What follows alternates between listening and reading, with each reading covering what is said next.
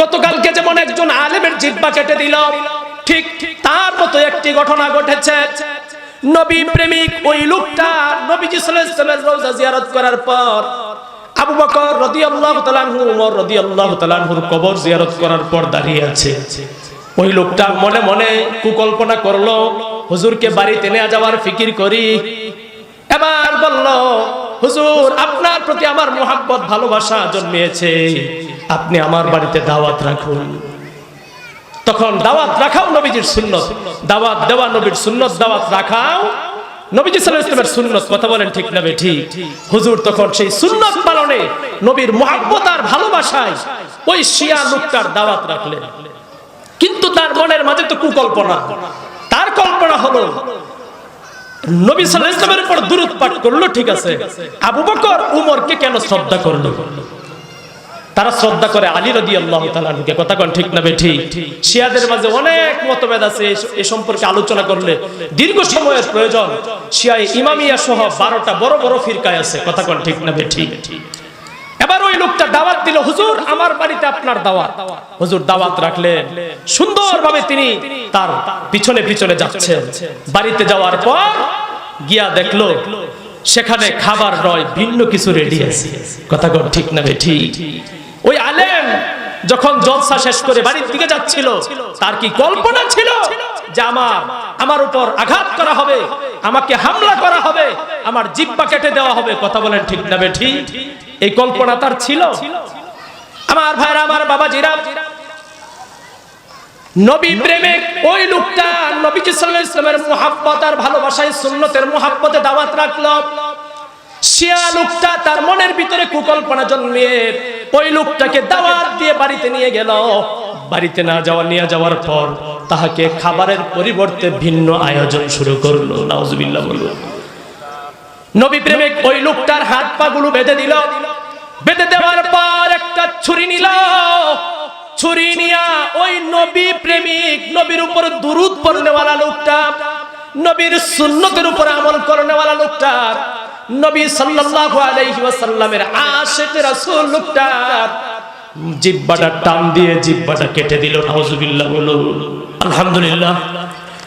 মরহুম হাজী সোহরাব আলী খাঁ এর স্মরণে ও মৃত ব্যক্তিদের মাগফিরাত কামনায় হক্কানি মিডিয়ার উদ্যোগে বার্ষিক দোয়া ও ওয়াজ মাহফিলের অত্যন্ত শ্রদ্ধাভাজন সম্মানিত সভাপতি সাহেব, উম্মতের সেরতাজ উলামা একরাম, সামনে উপবিষ্ট যুবক ভাইরা, মুরব্বী বাবারা, পর্দার আড়ালে মা বোনেরা, সকলের প্রতি শ্রদ্ধা ভক্তি জ্ঞাপন করে সেই মহান রবের শুকরিয়া আদায় করছি যে আল্লাহ পাক আমাদেরকে সবকিছু থেকে ফারেক হয়ে উপস্থিত হওয়ার তৌফিক দিলেন। কালিমাতুশ শুকর বলি আলহামদুলিল্লাহ। আল্লাহ পাক রব্বুল আলামিন আমাদেরকে পৃথিবীতে পাঠিয়েছেন। এই জগৎ হলো দুনিয়ার জগৎ। এই জগতের নাম কি? দুনিয়ার জগৎ। আল্লাহ রব্বুল আলামিন বলেন, মিনহা খালাকনাকুম ওয়া ফিহা নুঈদুকুম ওয়া মিনহা নুখরিজুকুম তারাতান উখরা।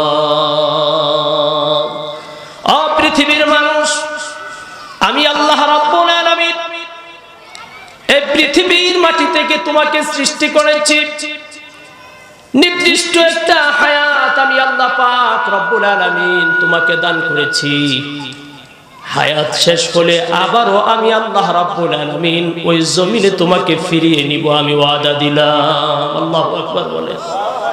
আলমে বরজখের মাঝে কবর জগতে দীর্ঘদিন থাকার পর ওয়া ফিহা নুঈদুকুম ওয়া মিনহা নুখরিজুকুম, আমি আল্লাহ রাব্বুল আলামিন ইসরাফিলের ফুৎকারের মাধ্যমে আবারও তোমাকে জীবিত করব। আমি রবের সামনে তোমাকে হাজিরা দিতে হবে। পুরা জিন্দেগীর হিসাব নিকাশ পাই পাই করে আমাকে দিয়ে তারপরে তোমাকে জান্নাতে যেতে হবে। সুবহানাল্লাহ। এজন্য আমার ভাইরা, আমার বাবাজিরা, এই দুনিয়া তামসার জায়গা না, এই দুনিয়া খেলতামাশার জন্য না। ওয়াহিদ কাজ করে দুনিয়ার হায়াত শেষ করার জন্য আল্লাহ রাব্বুল আলামিন আমাকে হায়াতে জিন্দেগি দেন নাই। মহান রবের এক দরদ আর মুহাব্বত ভালোবাসা নিয়ে দুনিয়াতে জিন্দেগি যাপন করে ঈমান এবং আমলকে পুঁজি বানায় আবার রবের কাছে ফিরে যাওয়ার জন্য আল্লাহ রাব্বুল আলামিন আমাকে পাঠিয়েছেন। ঠিক না বেঠিক?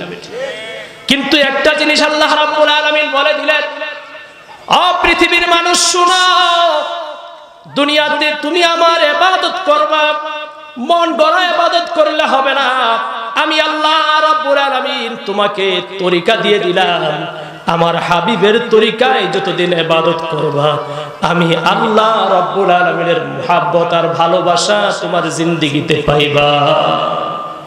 এজন্য আল্লাহ রাব্বুল আলামিন বলেন দিলেন, ইয়া আইয়ুহাল্লাযীনা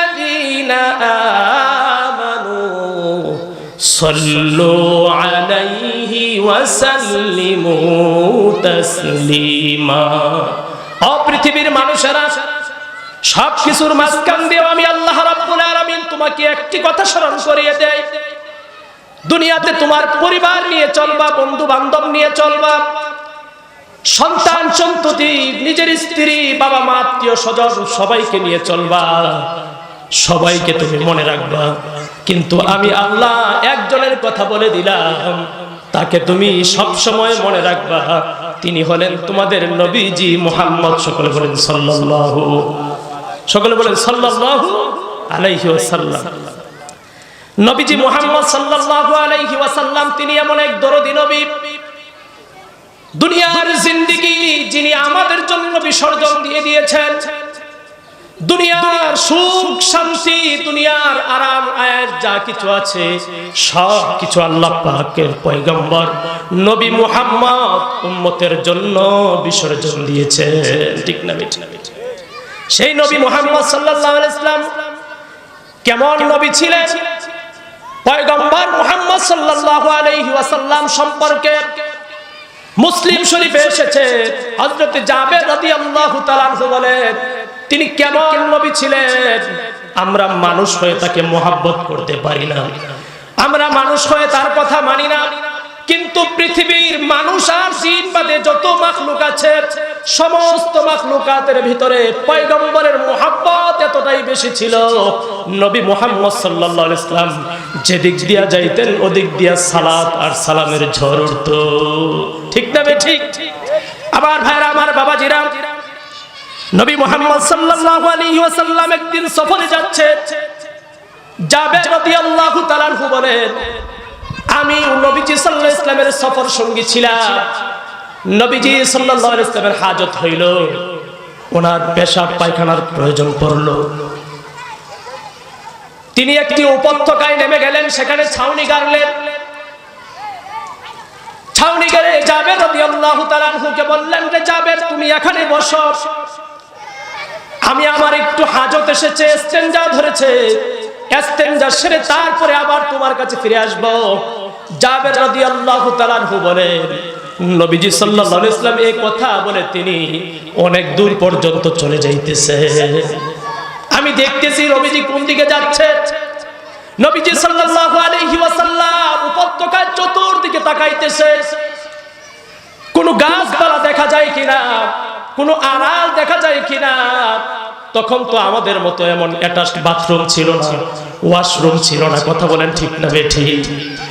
আরবের লোকেরা তারা বালুর স্তূপের আড়ালে, গাছের আড়ালে অথবা একটু গর্ত জায়গার ভিতরে তারা পেশাব পায়খানা করত।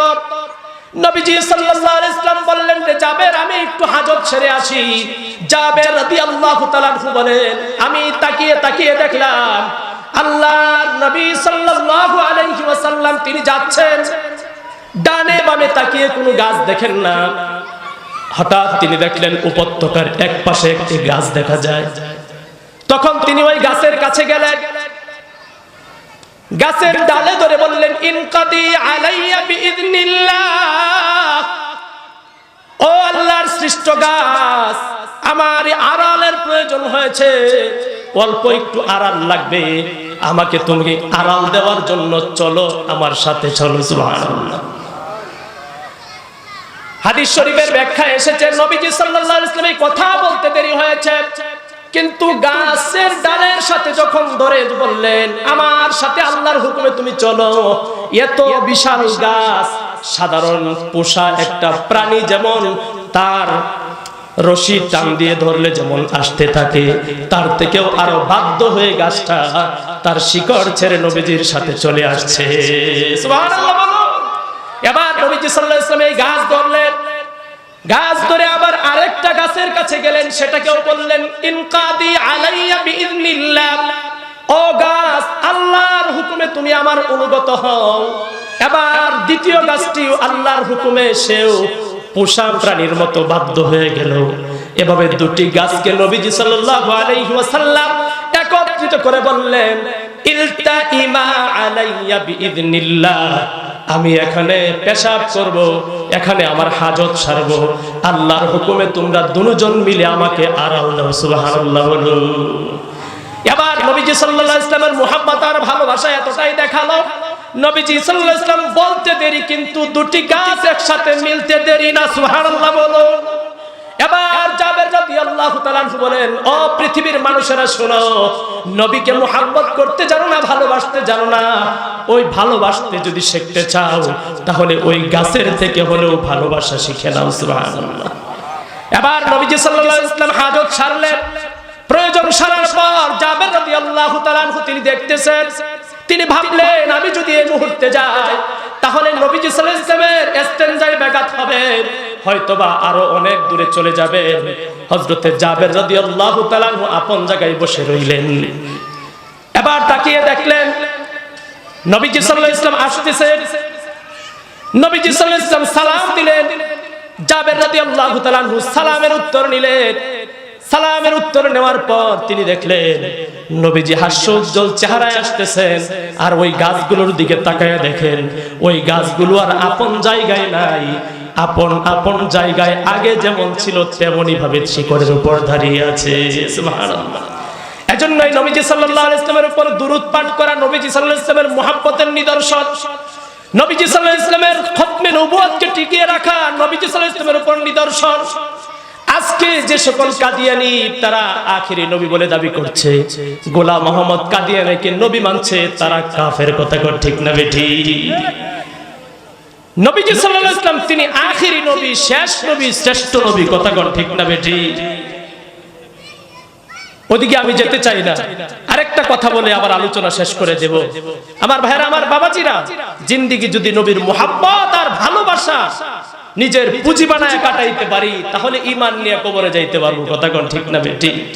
আমি আপনি যদি নবীকে মুহাব্বত করি, আসমানি ফয়সালা আমার সমস্ত হাজাত পুরা করে দেবে। নবী মুহাম্মদ সাল্লাল্লাহু আলাইহি ওয়াসাল্লামের মুহাব্বতের লোক যারা ছিল শুধু আজকেই তাদের বিদ্বেষী নয়। আপনারা জানেন বিবারিয়াতে গতকালকে সোশ্যাল মিডিয়াতে একটা বিষয় ভাইরাল হয়েছে, একজন আলেম হক কথা বলার কারণে বিদ্বেষীরা তার জিহ্বা কেটে দিয়েছে। কথা ঠিক না বেঠি? আজকে কি সেটা যদি নবীর মুহাব্বতে আর ভালোবাসায় হয় তার সফর, অবশ্যই সেই খবর মদিনায় পৌঁছে গিয়েছে। কথা ঠিক না বেঠি? আমার ভাইরা, আমার বাবাজিরা, শুধু আজকের ঘটনা নয়, এটা এ জামানার ঘটনা নয়। নবী মুহাম্মদ সাল্লাল্লাহু আলাইহি ওয়াসাল্লামের মুহাব্বত আর ভালোবাসা নিয়ে নবী মুহাম্মদ সাল্লাল্লাহু আলাইহি ওয়াসাল্লামের সাহাবী আবু বকর, উমরের ভালোবাসা নিয়ে